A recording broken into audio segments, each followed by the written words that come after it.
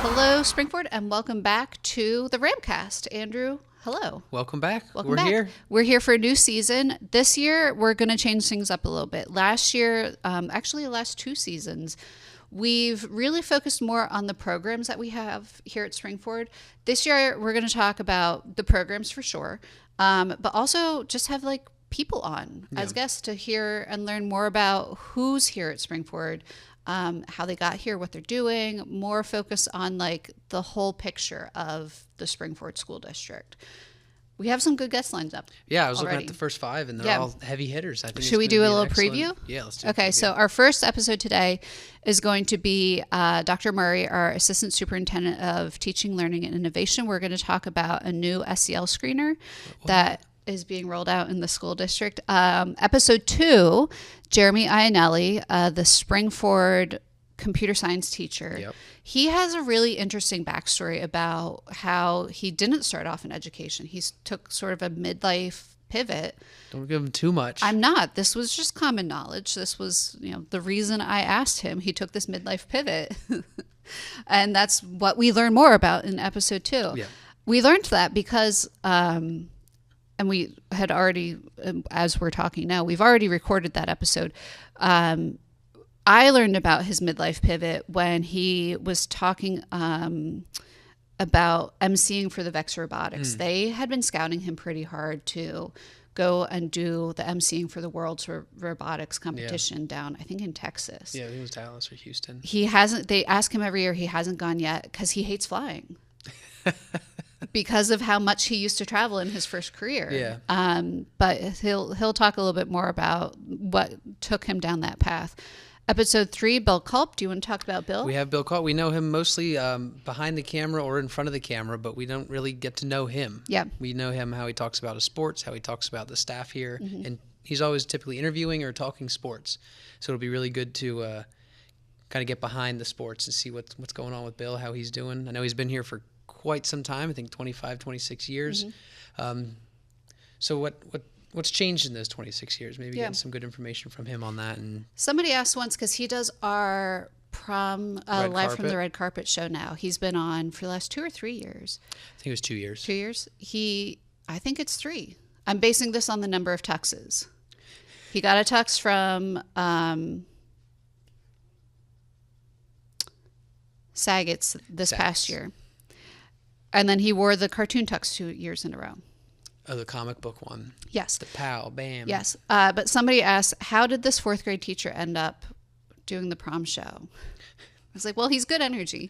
And also the kids love him. So we'll have Bill on. We'll talk to him and learn his backstory. Episode 4 is going to be our new high school principal, Kelly Edwards. She started off here at the 9th grade, but has a story from where she came prior to her time here at Springford. Yeah. And then the last one, episode 5, Dr. Not Kohler. the last one forever. Not the last one. The last one we have lined up currently. Sorry. Yes. Dr. Kohler, wealth of knowledge. Historian of Springford area Cannot school wait district. to hear what he has to say. People have been asking for him to be on because they want to hear his stories from when he was a student here to where he is now. He has essentially spent his entire life here. So we're excited to have him on. He hasn't acknowledged any of my emails. Maybe he's ghosting you. Maybe he doesn't want to be on. Maybe we'll just bring the equipment to him. I think we'll just be showing up in his office one day and just drop a mic down in front of him. But let's get started with our first episode. Oh, and I wanted to point out also, the last 2 years we've done like things to know, 3 things to know. We might bring that back. Random questions will be here forever. Yeah. I think random questions are everybody's favorite. So as we talk about format change, there are going to be some things that we've done in the past, some topics that we've brought up that will remain, and then some that we're going to try new things. We're going to throw everything at the wall and see what sticks. And should we talk about the cameras? Yes. Biggest change. We have the cameras. We have cameras now. We've always had cameras. We have always had cameras. We've never recorded. But it works for Taylor Swift and that podcast she did. That wasn't the best example. I don't know. There was things behind them that made the whole Taylor Swift nation was... Anyway. Yeah, so we're going to try out some video. maybe put some clips on the interwebs and see what it does. see what it does. Big Looking forward changes. to it. Looking forward to it. It's going to be a good year. Let's bring Dr. Murray in. This year, Springford is introducing a new way to better understand and support the social and emotional well-being of our students using the My Sabers and Sabers screener. This screener helps identify when a student might need extra support with skills like managing emotions, building relationships, or staying engaged in learning. By using the data alongside teacher observations and family input, schools can connect students with the right resources to help them thrive. In our first episode of the season, we're inviting Dr. Kelly Murray, Springford's Assistant Superintendent of Teaching, Learning, and Innovation, to talk about what this change means, why the district chose this tool, and how it will help us strengthen social emotional learning for all students. Welcome, Kelly, to the RAMcast. How are you today? I'm doing great. Thank you so much for having me. I think this is your first time on, no? I think it is. Yeah. Great, welcome. I'm trying to think if she was on. No, I don't think so. I went back and looked, and I don't think we've had you on before. I remember doing a board table talk, Right. but I know that's different, so I don't think I had the opportunity to be here yet. Okay. I was thinking back to like COVID when it was the screens. Whenever we did some on Zoom. Yeah. But I think those were RAMful learnings. Yes. Yeah. Yeah. All right. To start us off, can you explain what social emotional learning, or SEL, is in simple terms?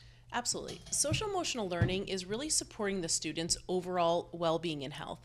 We put a lot of focus on supporting the academic components. We have a lot of data on how students are doing with math, ELA, science, social studies. But this is the softer skills, if you will, that students bring to them that students bring to school with them. It's the ability to help them stay organized. It's the ability to interact with others, the ability to manage complex emotions. It's those soft skills that students need to be successful in the academic environment, and then ultimately the skills that adults will need to be successful even in the work environment and at home as well. So why is it important in today's schools, and how does it impact students' learning? Well, I know that there is the idea that schools should focus on school, and that theory is absolutely right. We do focus on math. We do focus on all those academic areas. But what we also focus on is the readiness to learn, and students come to us with different skills. There's a psychologist, Ross Green, who talks about lagging skills that exist within students sometimes.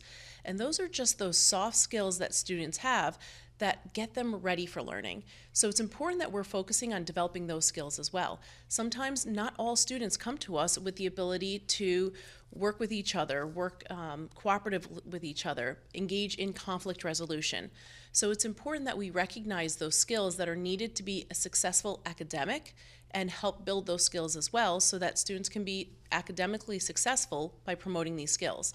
What we try and work on is identifying, is it the academic needs that a student has, or is it the social emotional needs that we can build so that students open the door more to academic success? It's almost like you already saw my questions in advance, because I was going to ask how SEL supports student learning and student success in the classroom. But I mean, you just went right into that with the studies that you have and the information that you've learned from everything that we've researched about SEL. Absolutely. SEL is not new. It's been around for a while. We've just termed it SEL within the last handful of years. So it's really just making sure that when students walk in the door, they're ready to learn regardless of what challenges they're bringing to us, what successes they're bringing, but looking at the whole student and making sure that they're just susceptible and ready to learn math. We know we can't teach them math if they're not connected with us, and that's really the focus of SEL. And you said it's not new. The terminology might be new. If a parent is new in the district, they might not know the term SEL. They might not even realize that they participated in something SEL related when they were in school. What are some ways students already practice social emotional skills during the school day? That's a great question, because some of these will probably sound familiar to when we were back in school. A lot of elementary classes will start off with something called a morning meeting. And the idea behind a morning meeting is you're starting off the day getting students focused and ready to start learning. So the teacher may choose to go over an activity that is coming up later in the day, or they may focus on a skill that they're seeing their class needs to develop. For example, if maybe the class is new, beginning of the school year, a lot of the students don't know each other yet, The teacher is going to focus on just helping the students get to know each other, how we communicate, and setting those classroom expectations. Not the expectations for how you line up to go to recess, but the expectations of how we interact with each other. How do we talk with each other? How do you ask a question? How do you maybe even disagree with a peer and make that respectful still? So doing activities like that are engaging in activities that will help promote the social climate of the classroom, because when a student feels comfortable in that climate, they can thrive. So it's just making sure that overall climate is positive. And that's going to continue all the way through high school. Now, a high school teacher probably won't start off with social emotional learning, won't start off with a morning meeting. However, some do. Yeah. But they will start off with looking at what are our classroom routines. How do you engage in discourse, especially when you start to get to some of those difficult concepts as you get into high school? How do you appropriately disagree and share your point of view? That's social emotional learning. That's learning how to be empathetic, learn how to understand other perspectives, but then still have the confidence to disagree. And our teachers are engaging in those lessons within the classroom, within the content where it's appropriate. And a preview, are you thinking of who we talked to already this week? No, this is the first episode. We share how the sauce is made. In our second episode, Jeremy Ionelli, who teaches here at the high school, he was talking about some activities he does with his students during the first week of school, which really focuses on getting to know who they are as a class, as a person. He spends time not jumping right into the content, but let's talk about who we are. Let's figure out what our method is of learning together as a group and individually. So at the high school level, he's taking that time to build those connections and figure out what's making these kids tick in terms of how they learn and how best to teach them.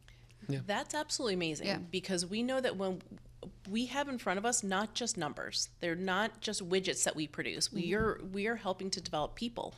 And we know that when we connect with students, we can help them and support them, and they want to come here and be part of our community. And that's what it's about. It's connecting with students, helping them learn. So I absolutely love to hear that he's doing that. That's amazing. And it's time so well spent, because that is just building the rapport to later on in the year when students are maybe facing additional challenges. They're going to have that trusted adult. They're going to have other peers that they can connect with. I don't think we can underestimate the importance of those activities that teachers like Mr. Ionelli is doing. Yeah. So when we talk about that, how can a screener help a building principal, a teacher, somebody who is outside of the everyday classroom, learn about what's going on? Like, is that what My Sabers will help us do? And what is that screener sort of created to do? Great question. So we've used screeners in the district for a long time. Now, they haven't necessarily been SEL screeners. We've had academic screeners. The same principle applies with an academic screener as it does for a SEL screener. The idea is it is a brief assessment, so to speak. It's not really an assessment, but students are answering questions. The idea is that it gives us a glimpse into the students and helping us understand what their needs are. So when we do a screener, say for math, we're trying to get a quick glimpse as to where they are mathematically so that we can design instruction for them. With the universal screener, it's the same principle. It's a brief screener that they're going to take that will help us give us an idea if students have additional needs that maybe we don't always see. When we talk about academics, those needs will eventually come out. We can see that a student might have a need in arithmetic, might have a need in fact fluency, and so forth. Not all of the behavioral and social emotional needs are always visible, and sometimes students struggle with them quietly. So the idea behind a screener is that all students would participate and then provide us with feedback and data that we can then use, combined with teacher observation, combined with parent input, to then determine, does the student have an additional need? It's absolutely not diagnostic. It is just one piece of data that we would combine with other pieces of data to help support students. So then you said all students. So what are the time frames that the students are participating in this screener? So the My Sabers and the Sabers are two different assessments. The My Sabers is the assessment that students will take. It stands for Social, Academic, Emotional, Behavioral Rating. The Sabers is the assessment that the teacher would complete. So the students in K-1, they're a little bit too young to complete the My Sabers, so they're only going to be having the teacher complete the Sabers, and it'll only be done for students that the teacher's starting to identify as possibly having a need and wanting to dig a little bit further. The My Sabers, however, will be completed by students who are in grades 2 through 8th grade. And the idea is that it is a quick assessment that students can take online that will ask some questions that will help promote and prompt the students to answer to help identify whether or not there's an additional need. If the student on the My Sabers identifies a high risk or potential need, then the teacher is going to complete the Sabers version or the teacher version for the student so that they then have 2 data points to determine what are the best interventions to provide for the student. So how will teachers and staff use the data collected from these tools? So the assessment will be given twice a year, once in the fall and once in the spring. And the idea behind that is that students' behaviors and needs might change as we go throughout the year. The assessment is designed to measure social behavior, academic behavior, and emotional behavior, which is where the acronym My Sabers comes from. So the idea is that a student will complete the assessment, and then if there's a need that arises through the My Sabers, then the teacher will also take the assessment for those particular students. And then this way we have multiple data points. We can compare the student version versus the teacher version and see if they're saying the same things. Sometimes when they're saying the same things, that'll give us information, but sometimes when they're not, that also gives us information. It's absolutely not diagnostic, so the next step would be involving families as well and making sure that they're part of the process. What sort of trends or like insights does a screener reveal about a student's social, emotional, behavioral needs? In terms of, I guess maybe when we're talking about the teacher taking it and the student taking it, in terms of like the student, but also how the teacher can use all of that data to make edits and changes in their class? That's a great question, and I'm going to reference my notes. This is a new program here, so there's a lot to remember, but one thing that's important with it being broken up among those 3 categories of social behavior, academic behavior, and emotional behavior, the questions aren't going super deep. They're not super personal, and they're designed that way purposefully. We want to be mindful of the fact of, that this is not trying to reveal all of our deepest, darkest secrets, but to look for, like you said, those trends.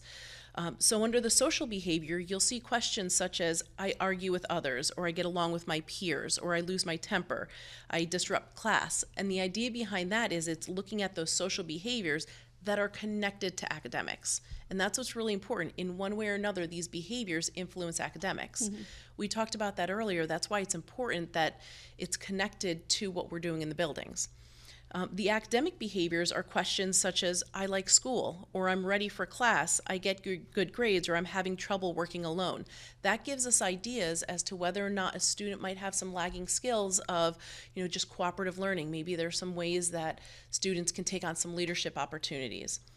And then the emotional behaviors range from questions such as, I feel sad or nervous, I like to try new things, I'm happy. The students will see both positively worded questions as well as negatively worded questions so that they're easy for them to understand, and there's no gray areas with that. And the idea is that a student would be reflecting on how they feel about these questions within the last 30 days. So that's really important. That's going to be part of teachers explaining to the students that it's within the 30 days. Are you feeling worried? Are you feeling sad? Once we see that information, then it will help us take the next step, which is really figuring out why. Mm-hmm. What does this mean? This data, without taking that step, is not as helpful. So that's really where the important work comes in, is trying to determine what happens next. What does this mean? When you read through some of those prompts, it's almost like a student would just raise their hand and say, I need help with math. Or raise their hand and say, I need to go to the counselor. I'm not feeling quite right. Like I'm feeling some anxiety about some stuff. This is more formalizing that process twice a year to get those key pinpoints. You're spot on with that. Some students might feel comfortable saying, I need help with this math problem, but may not say, I'm nervous about a routine in class that I don't understand. Mm-hmm. And sometimes that's not always visible. I think sometimes we take for granted some of the skills that students need to have to be successful in the school environment. So this is really helping us identify what some of those skills are, and then identifying whether or not we need to add some support there. So this really gives students a voice. It gives them the opportunity, especially for those students who may not be as comfortable sharing verbally out loud or may not know how. This gives them an opportunity to provide information this way so that we can then dig into it further. I think back to 6th grade, the year I stopped liking math. As an adult, I can look back and understand why, but to have a teacher know that I was feeling anxious about math because of an experience that I had with confusion or embarrassment or something about solving a problem would have been so helpful. It probably would have changed the outcome of my relationship with math, which is a weird thing to say, but I mean, we all have relationships with math. And that being in place would have made a difference. I think your example is perfect, because the question here that we would want to unpack is it the math that's causing the worry, or is the worry causing struggle in math? Mm-hmm. And if we just assume you had that challenge with math and made assumptions without knowing, then we might be targeting the wrong area of need. But I think this is a great example of how we can, just by having a little more information, when we know better, we do better. So if we know that there's an area that students are struggling with, if we can get to that piece, whether it's academic or social emotionally, then we can help the student with overall success. So some parents might wonder how this type of test, is this something that diagnoses their child? Can you explain the difference between a screener and what it does and does not do? So it is not in any way a diagnostic assessment. This is not deep enough to really provide any type of diagnosis. It doesn't identify and say or label a student. All it does is provide us some information that we then need to go deeper with. So this would be the same way as if we were to give a math screener and we identified a student might be struggling a little bit in fact fluency.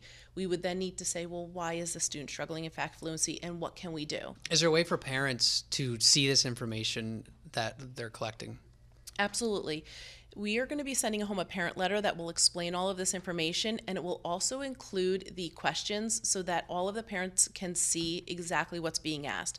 We want to be as transparent as possible, which again, I really appreciate the fact of being able to come in today and talk about this, because this is part of the transparency. We want families to feel comfortable. We want them to feel that they can trust us with this information. So we're going to provide all of the questions to parents in advance so that they can see that, and so that they know what their child is being asked. So, sorry, Andrew. I wanted to go. I know, I'm sorry. I put my finger up so you would not go. I've seen the letter, and I've seen the questions, and I didn't realize those are all of the questions. Yes. That's it. That's just it. Those three little boxes. Like, hold up that paper, show I don't know where the camera is in here.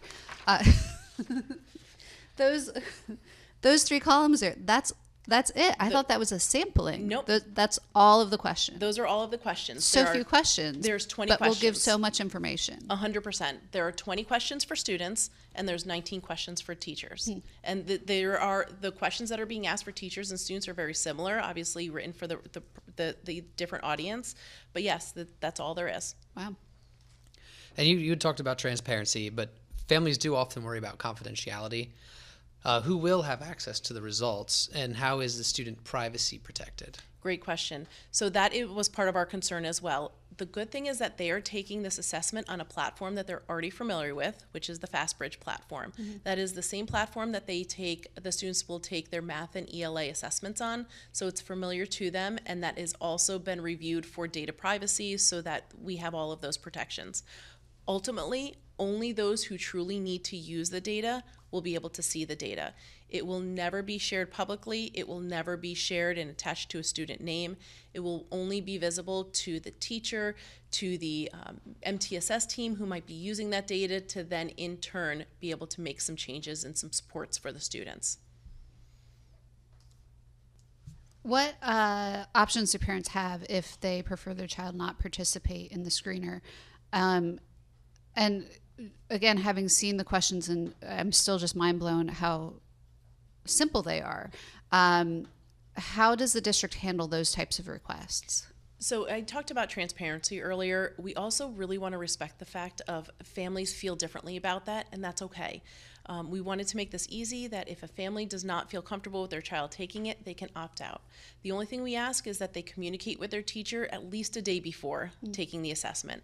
The teachers will be sending home the letter so you know exactly when it will be given, and just at least giving the teacher a heads up the day before so that they know that your child won't be taking it. The good thing is that the assessment only takes 5 to 10 minutes. So it's not going to require a large activity replacement. This is something that we can easily manage within the classroom, so just letting the teacher know in advance. We also do ask, just because opinions might change over time, with each administration, to let the teacher know the day before for each administration, especially as students move through different grades. We don't want to assume that the student is or isn't taking it. So we just ask parents to let us know, and that is not a problem at all. So if there is a student who their parent opted out, that doesn't mean that the teacher's not going to pay any attention to their social emotional needs during this is a tool that helps teachers teach better in different ways. They're still going to keep an eye on the kid. 100%, 100%. Our teachers will always watch every student that comes in and use whatever data. This just gives a little bit more data for us to be able to use.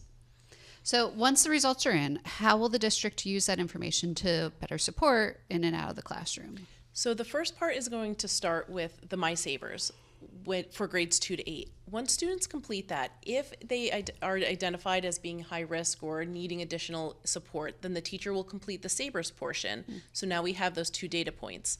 From there, the data is going to go to what's called an MTSS team, the multi-tiered system of support. That is a team that includes your school counselor, your MTSS coordinator, your building principal, the teacher, and they're going to start with a dialogue about what they're seeing. What are some of the observations? The parents will also be included in that. So before any interventions occur, the parents will be part of that process, so they can also give input into what might be helpful, what might be needed, and then they can also choose if those are, give input and choose whether or not those are interventions they're interested in having to support their students. And how does this tool help ensure that every student's needs are noticed and addressed, including those who may not always speak up? That's the beauty of the assessment. With students being able to take it individually, they're able to respond. So if they're not comfortable having that one-on-one conversation, and sometimes they're not even sure as to what some of those behaviors are, what's worrying them, this at least gives a little bit of insight to those who have training and expertise in this area, who can then work with the students and dig a little deeper and get some more information. And when you're talking about second grade, they might not even know yet, if they have a question about the way that they're feeling, to go talk to their counselor, to go have that conversation. They know who the counselor is because they've had the classroom meetings and all of that, but in second, third, fourth grade, they're starting to develop those big feelings and to know who to go to about them. 100%, especially as you get into the more complex feelings. Feelings such as jealousy, that's a really difficult feeling for students to navigate. Understanding when to recognize it, what scenarios might be triggers to that, and then what are some strategies and approaches. You talked about, or you asked earlier about what are we going to do about it, and that's really the approach. We need to look at it through the lens of both strategies and instruction. So if a student might have a lagging skill in an area, say for example it might be emotional regulation, what we need to do is provide not only a strategy to help students through those situations, but when are we providing the direct instruction for students to build those skills? And so we're really taking that two-prong approach. The strategy is wonderful because it's a tool that will help them in those instances. So for example, they may have a behavior chart, or there might be some reward systems, things like that put in place to help support the students. But somewhere along the way, we're also going to work with the student to learn what are the scenarios that might trigger some of my emotional dysregulation, or what are some of the scenarios where I can anticipate. And if we can build those skills while students are not needing them, then the chances are when they need them, they're able to implement them a little bit more effectively. So we're going to really take that two-prong approach of strategies and tools, and then also instruction to support those skills. And we've talked a lot about in building, in the school, these screeners. How can families support their child, and how can they be involved in this process? The best thing I can recommend is staying in touch with the teacher, talking and being honest, and seeing us as a partner. The more that we can partner together and understand maybe what your expertise as a family and a parent, bring that into the classroom and help the teacher understand, and you understand as well what we're seeing in the classroom, the more we can partner, the stronger the relationship's going to be. We are going to be really transparent with the strategies and approaches we're using, and if you have ones at home that work for you as well, we're happy to try those as well. So it's really a partnership, and I can't stress that enough, because you're trusting us with their children for the entire day. That's a big responsibility, and we want your input as we are trying to help support them. So then ultimately, how will the screener help us here in the school district create a stronger, more supportive school community for students academically, socially, and emotionally? So the first is the direct input in the buildings and in the classrooms. So that's obviously our number one priority, is just how we can immediately help students. From the district perspective, we can see if there's trends that are occurring. Perhaps we're seeing certain grades or certain schools have certain trends within some of the behavior or some of the responses. Then we can look to see, as we implement programs and support, maybe we need to implement an organizational activity for all students because we're seeing an increase in some executive functioning or some strategies that really need to support as a transition into fifth grade. That might be an example that we might see, so we can maybe look at our curriculum and see where does it naturally fit if we're seeing a lot of students have the similar needs.